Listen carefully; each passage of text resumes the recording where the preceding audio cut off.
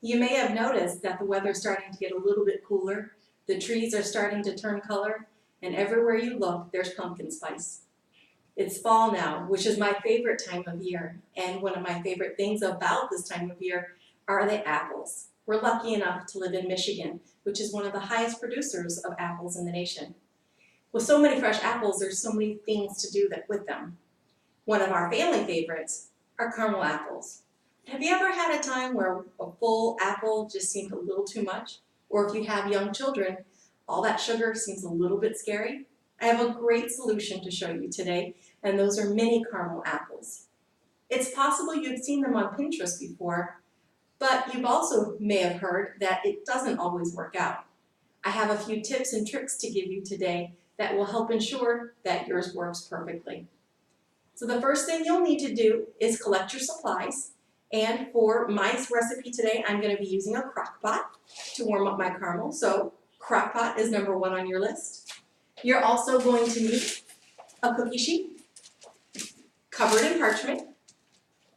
You're going to need 2 medium-sized bowls. You're going to need sticks for your treats. The second bowl is going to be for ice water. You'll need paper towels, a melon baller, which is very important to make the caramel apples mini. And you'll also need caramel, and of course, the apple. So you can use any kind of apple that you choose. I choose to use a Granny Smith simply because they hold up really well in the caramel, both taste-wise and texture. But of course, always use your favorite kind. So to get started, I have actually already started my caramel early. The reason I did that is because this method does take a little bit to get going. Okay, some caramel that you use are prepackaged and have individual wrappers on them. I don't always use those unless I have the kids helping me.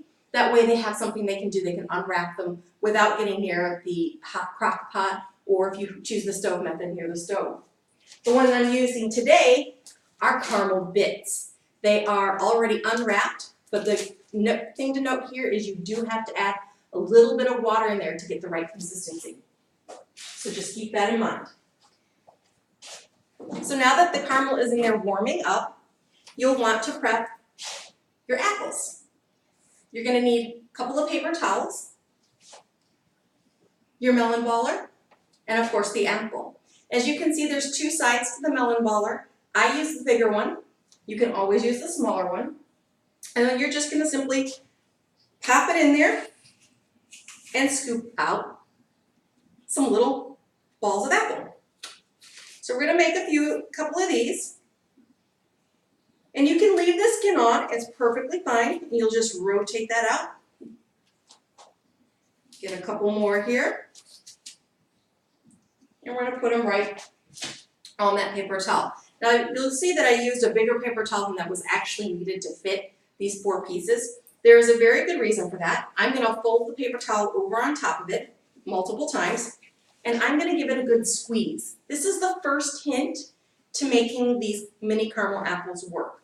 The reason the caramel slides off of some of them is because the apple without the skin is very moist, it's very juicy.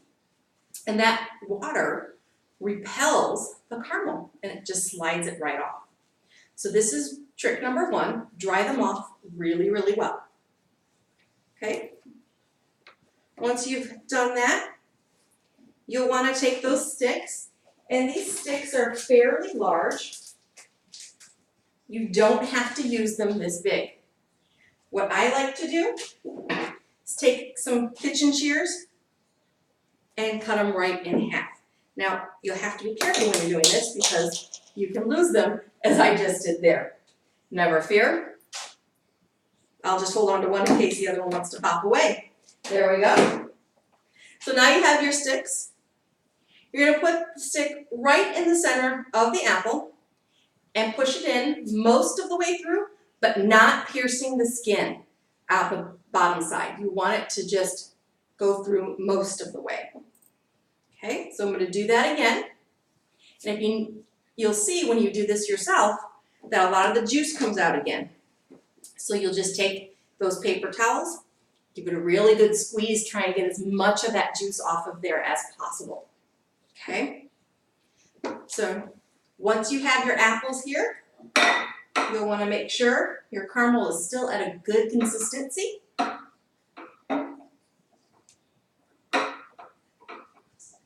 You want it a little bit thick, but not so much so you can't actually dip it. And you want it a little bit thin, but not so much that it runs off. Okay, so I will show you what I mean when I dip this in here. Okay, that should be ready. Take your first apple, go ahead and dip it in there really, really well. You can use a spoon to scoop it up to make sure that it is touching all pieces of the apple, including the part where the stick and the apple meet. So you see how some of it's dripping a little bit? You want that much of a drip, but not too much. And while that's sitting in there, I'm going to bring over my ice water because this is trick number 2. What you'll want to do is take this caramel and you'll want to immediately dip it from in here straight into the water. Now that may seem a little bit odd, but what you're doing is this water is so cold that it has now sealed up this caramel. As you can see, it is not dripping anything but water. So you take your caramel apple, you put it right on the parchment, move on to your next one. So you're going to, again, scoop that right on there. And you're going to make sure that it is touching the very top where these two pieces, where the apple piece and this stick touch. Dip it right into the ice water for a few seconds. Does not need to be long at all. And there you have your caramel apples. So now that you can enjoy caramel apples no matter what size during fall. And as long as you keep these tricks in mind, keep them dry and use the ice water, your mini caramel apples should come out perfectly every time. Thank you and enjoy.